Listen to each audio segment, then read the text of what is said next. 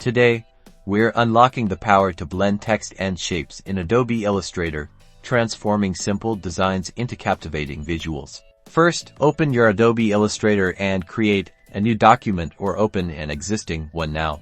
Let's begin with the essentials of shape and some text. Use the shape tool from the toolbar to draw a shape, like a circle or a rectangle, whatever suits your vision. Then, use the type tool to add your text. Make sure both your text and shape are on the same layer. With both elements in place, select both your text and the shape. If you have too many objects, like multiple shapes, select only the ones you want. You can do this by clicking and dragging to select both objects or by holding the Shift key and clicking each element individually.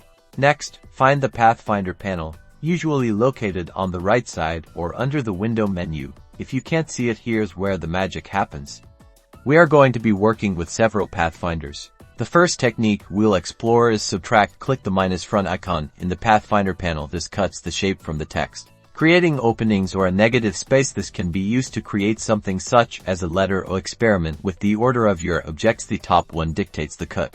Now try Intersect, the second main tool. This one keeps only the area where your text and shape overlap, trimming away everything else. This is perfect for unique cutouts and emphasizing shared regions. Experiment with the other Pathfinders like Divide and Merge.